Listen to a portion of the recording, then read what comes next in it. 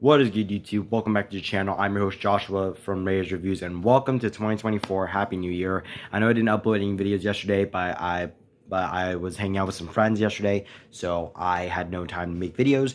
But today I'm giving you my top 10 most anticipated films of 2024, and if you guys have your own list of your top most anticipated films of 2024, let's lay them down in the comment section and let's have a good discussion. And we're trying to get our goal to 200 subscribers by the end of the year. That's our objective. All right, let's see if we can do it. So without further ado, let's get into it.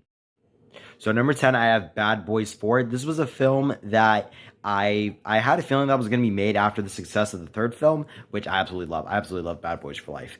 And seeing Will Smith and Martin Lawrence both come back to play their respective roles of Mike and Marcus was really good. And seeing how Vanessa Hudgens and a few other cast members from the last film are going to be in it was really cool. And I'm just really excited to see what this film is going to be about. Obviously, it's going to have a lot of funny moments, and I wonder how it's really going to be for Will Smith fans. If for those who the last 2 years, in 2022, it wasn't too good for Will Smith, to put it one way. At number 9, I have the Garfield movie. Now, this is a film that I was very excited when I found out that it was going to happen. I was then kind of thrown for a loop when I found out that that Chris Pratt was going to be playing Garfield himself.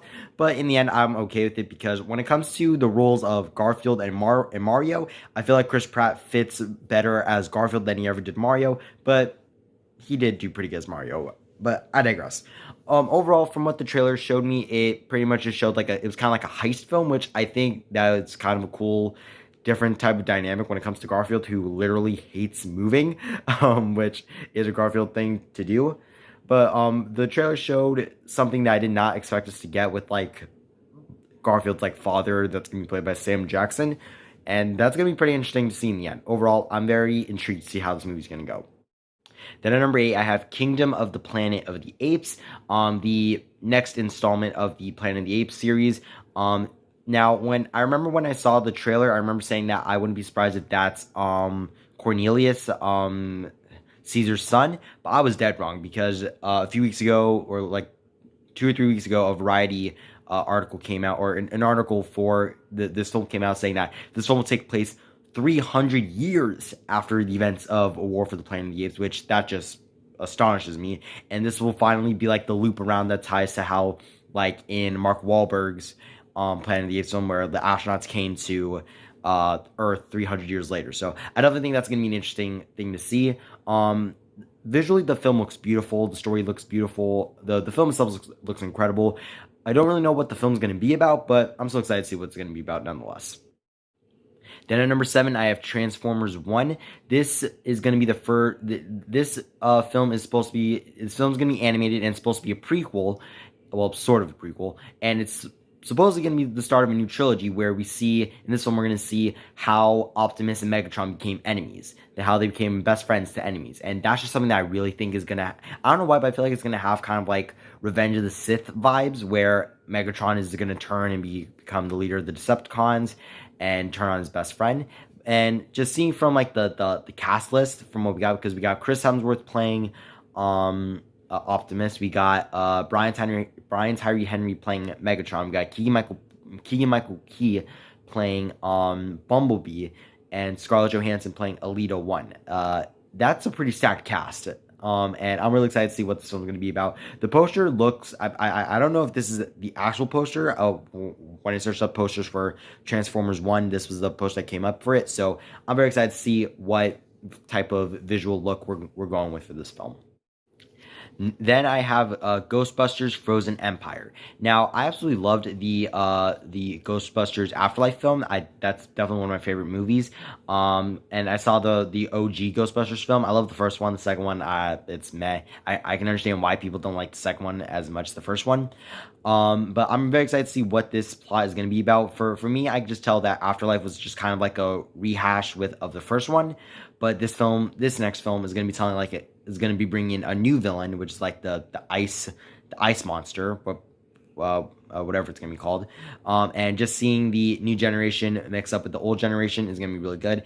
And I don't know why, but I have a feeling that people are scared that like the OG Ghostbusters are just gonna be just kind of like just nostalgic cameos. But no, I feel like they're gonna serve an actual purpose in the role to teach the new generation of Ghostbusters how to actually Ghostbust.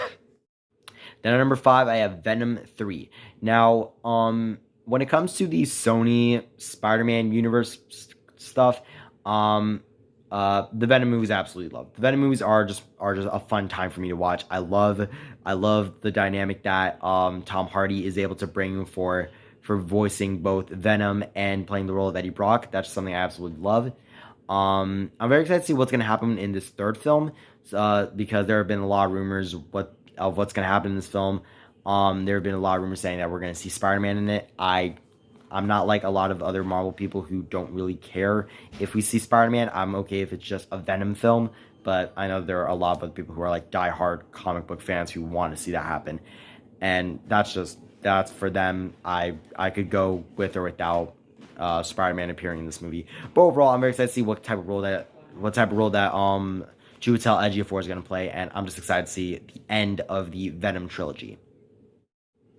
Then at number 4, I have Sonic the Hedgehog 3, another film that's going to be ending with a trilogy this year. 2024 is going to be the year of sequels. That's something that's already well established.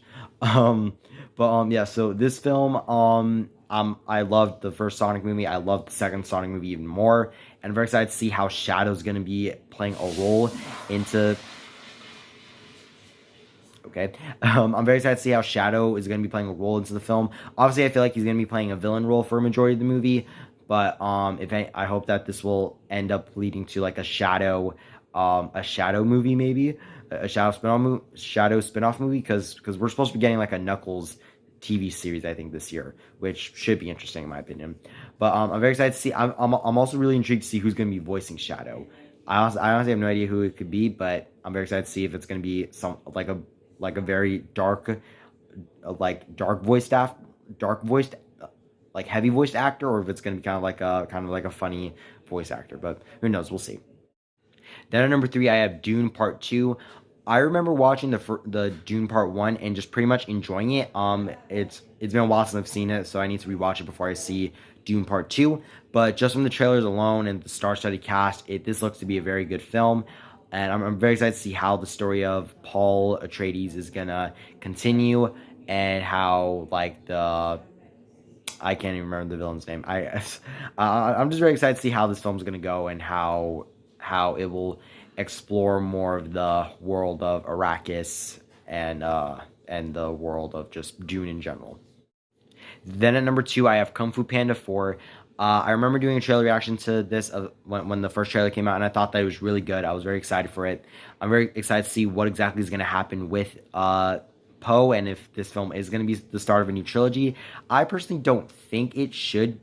I really don't think there should be like Kung Fu Panda 4, 5, and 6. I feel like this fourth film should be enough for Poe, but who knows? For all we know, this film will be successful, and we'll get 2 more films with it.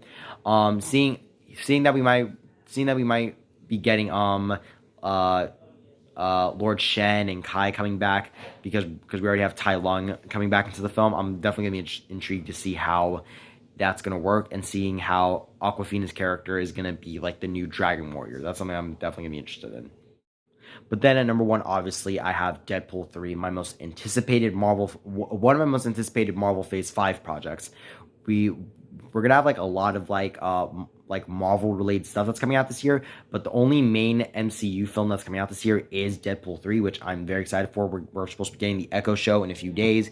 We're getting the Agatha Darkhold Diary show sometime at the end of the year, and we're having like 3 animated shows, which is something I'm gonna be very intrigued to see. But with Deadpool 3, this is pretty much going to be the end. It's pretty much going to be the definitive ending of the Fox X-Men universe. It's going to be like a homage, a farewell, with like Hugh Jackman Wolverine coming back, and maybe like Halle Berry as Storm, maybe James Marsden. Who knows? Who knows who else we're going to see in this movie? But overall, I'm very excited to see Deadpool and Wolverine work together in this movie. I'm very excited to see how this film will jump into the MCU and tease for other future projects. And there you have it, everyone. That is my top 10 most anticipated films of 2024. Let me know down in the comments once again what your most anticipated films of the year are. Later on, I'm going to do a pre-ranking I'm going to do a ranking of my top 10 most anticipated comic book projects. I might do that within the next couple days maybe. But overall, I'm very excited to see what's going to happen. Once again, we're going to try to get to 200 subscribers by the end of the year. That's how we do it. Thank you guys so much for watching. I'm Joshua from Ray's Reviews. I'll see you all next time. Bye-bye.